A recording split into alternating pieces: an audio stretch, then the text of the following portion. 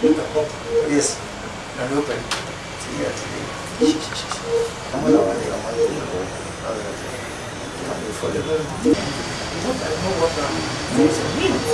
Yes, Your Honor. Yes, Your Honor.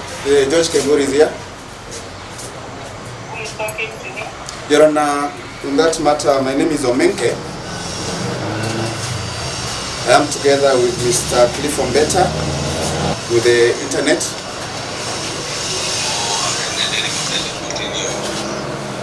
This person is here. You can see him.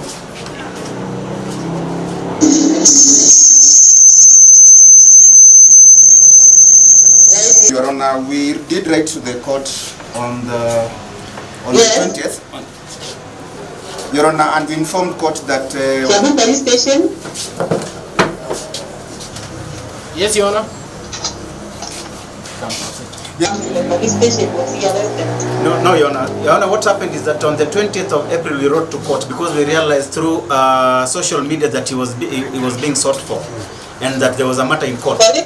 We realized from through social media that he was being looked for and the matter had been brought to court. But the date for court had never been given to him.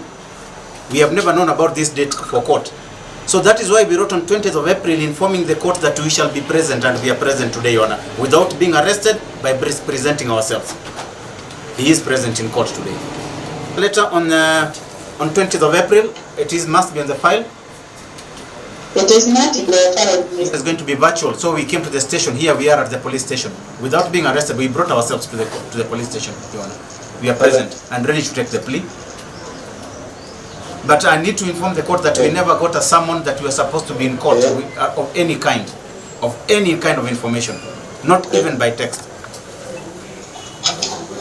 Allow me to reiterate the point that our client was not served in the summons. Of course, we hope that there is no affidavit of service that was filed by police in support of their contention that our client had been served with the summons to take plea. Because if there was, maybe we would be interested in cross-examining the investigating officer who I would imagine may have shown that affidavit. But if there isn't, we reiterate that our client was not served. We came to know of the case through social media. Some documents were circulating.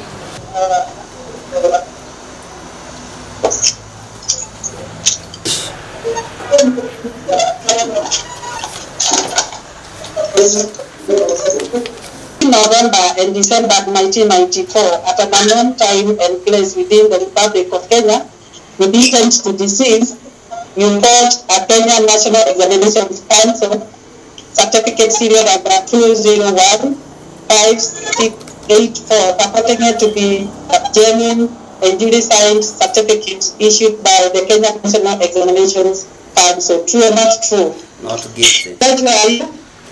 I'm here, Your Honor. Yeah, now he is seated. This is Ombeta. Mr. you are seated and your client now is in properly. Okay, Judge, true or not true? Not true, Your Honor.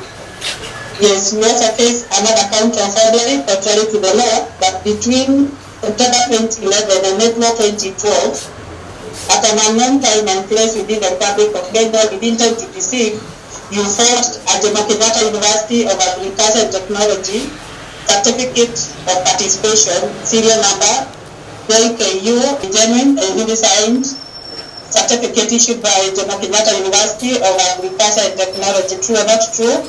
Not true, Your Honor.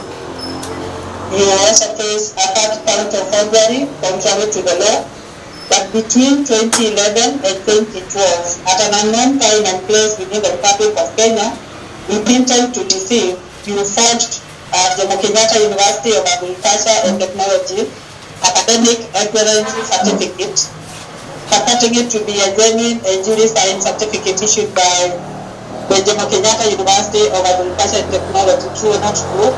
Not true, Your Honor.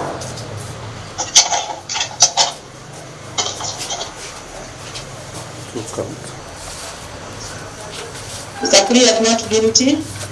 Most obliged, Your Honor. Your Honor, now that the plea has been taken, we'll be requesting the court that we can be able to be granted a cash bail. Has presented himself immediately after noting, we'll now be requesting the court that we be granted cash bail, and we'll be asking it to be as minimal as possible, Your Honor. Person will be able to present himself as you have now witnessed, Your Honor. And so there is no risk of him not attending or absconding. From looking at the charge sheet, you can be able to see that these are matters that are of an old date, and it must be a matter of a very long time. That's what they are alleging. So you can see that it's a little bit skewed, and we'll be believing that it has been intentionally brought. So if we are not able to even raise minimal bond, the other side will have succeeded in what their intentions are. But that's why we are asking, Your Honor, that now the accused person is presenting himself, is in your hands, he is now your ward, and you'll put that into consideration, Your Honor. That is what we humbly request. In terms of documentation, and okay, I wanted you to hear anything else that you had in mind. But Ms. David, because we cannot tell whether he's going to leave that cash bill. Yes, Your Honor, that is true. So mention plea trial on 10. Most obliged. On 10th of May, and otherwise remanded in custody. Most obliged. Thank you. Thank you. Most obliged.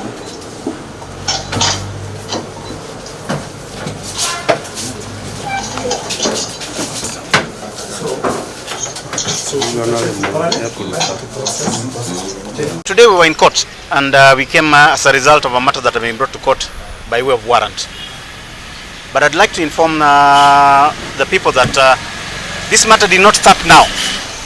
About 15 days ago, I got wind of that they were asking for Koimburi. I went there myself. I went to the CID headquarters, spoke to the investigating officers, inquiring what exactly they wanted to find out or what they wanted to know. I met the officers. I sat in the office, and they told me that they wanted to talk about some documents that had been presented by Mr. Koimburi. I asked them whether those papers are the same ones that he presented in 2013 and 2017, and they confirmed. They said they are the same. My question to them was, why are they now being forged documents when initially they were not a problem when he was in Jubilee? Of course, there were no answers to that. We were told that they will call us and inform us later what to come. Only to be surprised that they brought this matter to court. How could they bring a matter to court without summoning the accused person or the intended accused person and then put the charges in court? We got information that there was a warrant of arrest. We have come to court. We wrote to court and told them that we will be coming on 26th. We are here today. We have actually articulated our story very clearly to the court that we are no summons, and there are no summons in court. There is no affidavit in court. So they brought a charge sheet so that they could be able to get a warrant of arrest, which they succeeded. But the court, having listened, having heard our argument, and having no challenge at all from the prosecution, the court has released the accused person on a cash bail of 100,000. So quite clearly our courts are working, quite clearly they are listening, quite clearly they get the message, and quite clearly this matter shall be heard in a court that is quite competent. It is unfair that the state can get into such a situation because of politics. This is not politics. When you bring a case to court, bring a case that is clean. When you want to do politics, let us go to the field. That's a different ground. Let us separate the two. That is all I wish to say. The hearing has not been given a date. We are coming for pre-trial first of all, so that we can get all the statements and documentation. Then the court shall give us a hearing date. But we shall be coming on the 10th of May, so that we can have a pre-trial. That is why we came to the police station. Client, that is George Koimburi, the candidate of Tanga Tanga in Juja. He is being charged with an offense purportedly that occurred in the year 1994. So he is being arrested after 17 years. No, since 20. Yeah, how many? 27 years. 27 years. He is said to have committed this offense in the year 1994. So he is being arrested after 27 years after the purported date of commission of this offense. He was not arrested in the first decade in the year 2004. He was not arrested in the second decade in the year 2014. They are now arresting him almost the third decade after purportedly committing this offense. To me, this case is clearly political. We shall fight, and the people of Juja should not be intimidated. Koimburi will be on the ballot, and he will continue supporting His Excellency William Ruto because that is his personal choice. His wife is also being threatened with an arrest, and all these allegations have arisen after he decided to vie on a Tanga supported party as opposed to going the Jubilee party. We want to tell Jubilee that Kenya is a multi-party democracy. Kenya believes in freedom, in liberty. They will not use intimidation to go and threaten people who are supporting Tanga faction of politics in this region. He was cleared in 2017 using the same documents, and also the fact is the case will be heard, I'm sure, in October after we have this election, so it will not impact on his suitability as a candidate.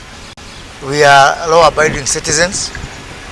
We believe in the rule of law, and there must be a clear demarcation between the police and the judiciary.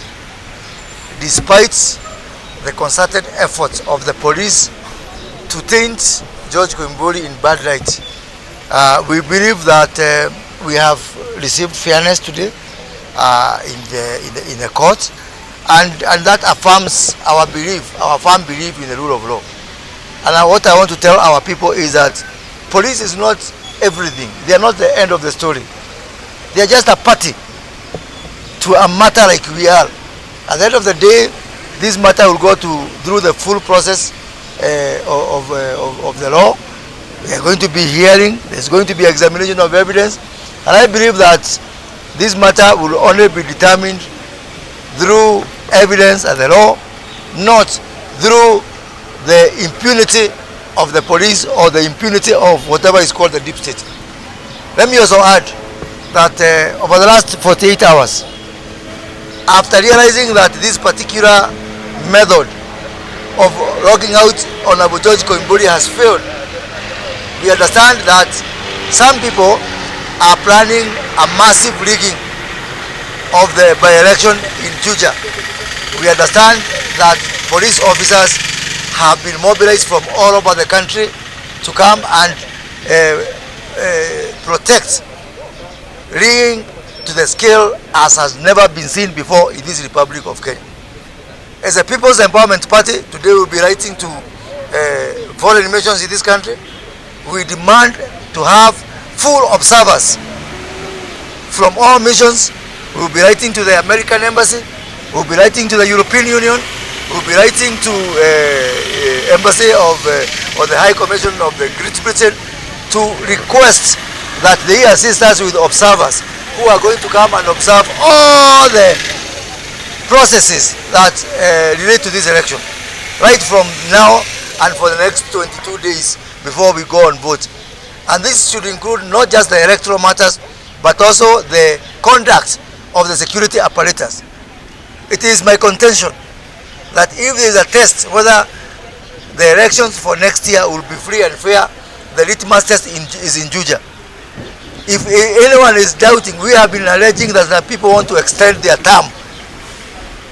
If you have been doubting that, see how the police and the government and the deep state will behave in Juja, because they are doing is a dress rehearsal for some extension of some term. Kenya is a constitutional democracy. We are governed by the law. President Moi finished his term, he went home. Kibaki finished his term, he went home. I don't believe there should be any extension now, and trying to use the Juja by-election as a litmus test of the patience of the people of this country.